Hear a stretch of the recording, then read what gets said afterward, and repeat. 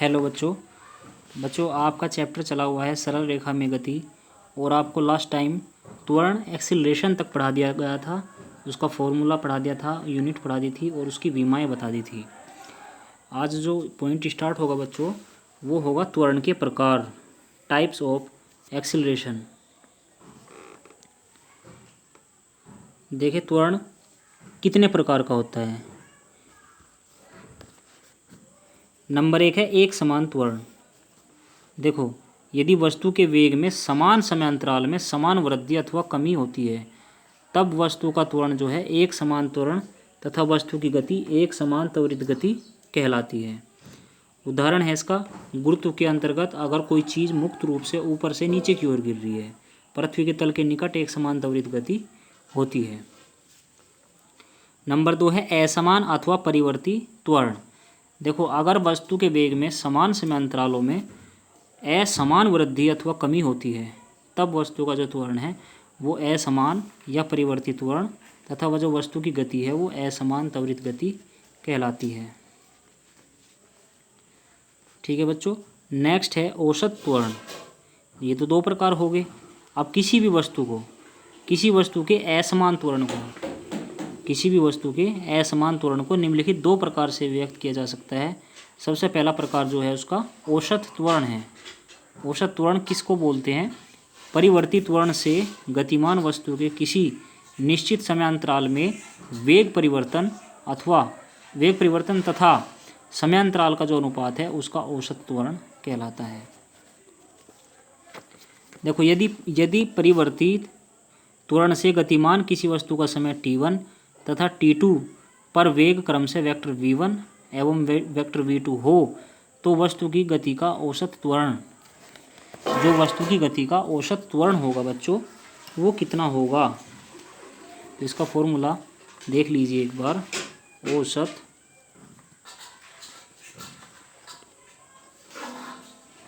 औसत त्वरण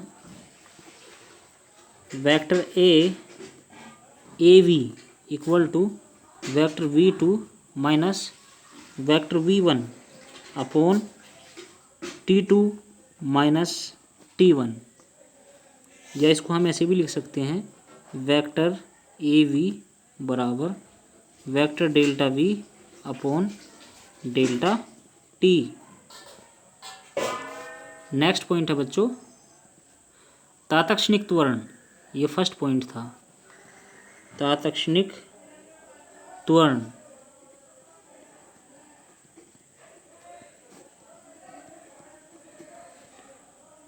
देखो, तात्क्षणिक त्वरण इसको बोलते हैं इंस्टेंटेनियस एक्सीलरेशन।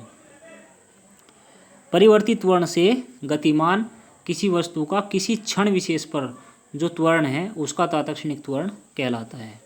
यदि परिवर्ती त्वरण से गतिमान किसी वस्तु का अत्यंत सूक्ष्म समयांतराल डेल्टा टी, जबकि डेल्टा टी टेंड्स टू 0 में वेग परिवर्तन वेक्टर डेल्टा वी हो, तो वस्तु का तात्क्षणिक त्वरण कितना होगा?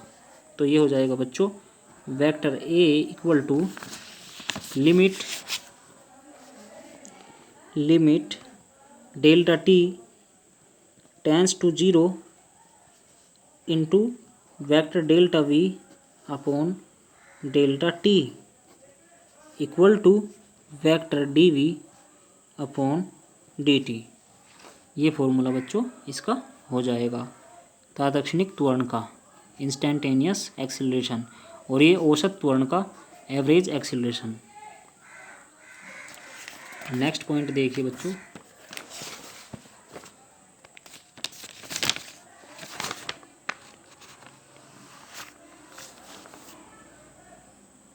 इसी फॉर्मूले को थोड़ा आगे बढ़ाया गया है। जो ये फॉर्मूला है, वस्तु का जो वेग है वो होता है बच्चों vector D V upon D T, लेकिन हम जानते हैं v की वैल्यू, वेक्टर v बराबर कितना होता है? ds upon D T, vector ds upon D T. तो ये फॉर्मूला चेंज हो जाएगा। ये कितना हो जाएगा formula? Vector a equal to d upon D T into vector ds upon D T. तो बच्चों ये हो जाएगा D square vector S upon D T square, vector A बराबर D upon D T into vector D S upon D T बराबर D square vector S upon D T square. ये formula inbox कर लीजिए, ये भी इसी का formula है। इसको समझिए बच्चों। देखो, अतः किसी वस्तु का जो तात्क्षणिक त्वरण है वस्तु की स्थिति का द्वितीय कोटि का समय अवकलज सेकंड ऑर्डर टाइम डेरिवेटिव होता है। नेक्स्ट पॉइंट है वेग समय ग्राफ, वेलोसिटी टाइम ग्राफ। देखो, वेग समय ग्राफ का निरूपण किस प्रकार से किया जाता है, इसको रिप्रेजेंट किस प्रकार से किया जाता है। देखो, सरल रेखा में जो गतिमान है कोई भी वस्तु, उसका भिन्न भिन्न समयों पर वेग नापकर वेग v और समय t के बीच में खींचा गया जो ग्राफ है उसी को बोलते हैं वेग समय ग्राफ, यानी कि वेलोसिटी टाइम ग्राफ। और इस ग्राफ में हमेशा ध्यान रखना, इस ग्राफ में सदैव समय t को x अक्ष पर और वेग v को हमेशा y अक्ष पर लिया जाता है। अब देखिए, एक समान गति के लिए वेग समय ग्राफ। तो एक समान गति के लिए अर्थात एक समान वेग से गति के लिए जो वेग समय ग्राफ होगा, समय अक्ष के समांतर एक सरल रेखा प्राप्त होती है। इसका डायग्राम दे दिया, डायग्राम नंबर 5.18। अब वेग समय ग्राफ से जो विस्थापन होगा, जो डिस्प्लेसमेंट होगा, उसका डिटर्मिनेशन किस प्रकार से किया जाएगा, एक बार वो चीज़ समझ लीजिए। देखो, किसी भी निश्चित समय अंतराल में, इसको निशान लगा लीजिए, किसी निश्चित समय अंतराल में वस्तु का विस्थापन उसके वेग समय वक्र तथा समय अक्ष के बीच घिरी आकृति के क्षेत्रफल के बराबर होता है। इसको समझते हैं एक बार। देखिए, एक समान वेग से गति के लिए जो वेग समय ग्राफ है, सरल रेखा ए बी प्राप्त होती है। हमारे पास एक सरल रेखा है ए बी, हालांकि इसमें बीच में पॉइंट है सी और डी, लेकिन उसको सबसे पहले समझने से पहले हम इसको इस पर ध्यान देना होगा, ए बी पर। ये सरल रेखा ए बी है, किसके समांतर है, एक्स अक्ष के समांतर। समय t1 व t2 पर वस्तु का वेग वेक्टर v है। दो समय दे रखे हैं, एक t1 है एक t2 है, दोनों पर जो वस्तु का वेलोसिटी है वो वेक्टर v है। तथा वेग समय ग्राफ पर इसके संगत बिंदु c व d हैं, जो इसके पॉइंट्स हैं संगत बिंदु, वे कौन कौन से हैं, एक तो c है और एक d है। c t1 पर है और d t2 पर है। अब समय अंतराल क्या होगा, यहाँ से समय अंतराल होगा t2 माइनस t1, ये t2 माइनस t1, अर्थात इसको हम लिख सकते हैं EF। t2 माइनस t1 की जो वैल्यू होगी वो होगी EF। अब जो वेग है वेक्टर v बराबर वो कितना है, FC। जो वेग है वो हमारा है FC, क्योंकि वेग तो वर्टिकल कंडीशन में है। तो वस्तु का विस्थापन क्या हो जाएगा, वस्तु के विस्थापन का सूत्र होता है वेग गुणा समय अंतराल। तो वेग कितना है, वेक्टर v गुणा समय अंतराल कितना है, t2 माइनस t1।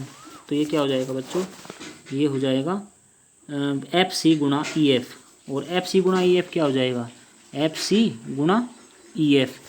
तो ये हो जाएगा आकृति CDEF का क्षेत्रफल, क्योंकि रेक्टेंगुलर फॉर्म में है और रेक्टेंगल का जो एरिया का फॉर्मूला होता है वो होता है लेंथ गुणा ब्रेथ। तो लेंथ इंटू ब्रेथ वाला फॉर्मूला यहाँ पे अप्लाई हो जाएगा और ये आकृति CDF का क्षेत्रफल यहाँ से आ जाएगा।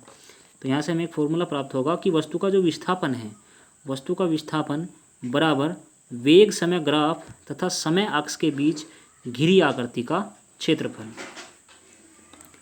ठीक है बच्चों, तो ये आपको समझा दिया गया है एक समान गति के लिए वेग समय ग्राफ, और ये आपको नोट करना है नोटबुक में। नेक्स्ट पॉइंट है एक समान त्वरित गति के लिए वेग समय ग्राफ। ये तो था खाली एक समान गति के लिए वेग समय ग्राफ, अब की बार एक पॉइंट ऐड कर दिया त्वरित गति। तो ये बच्चों आप यहाँ से बच्चों आपको बाद में कराया जाएगा।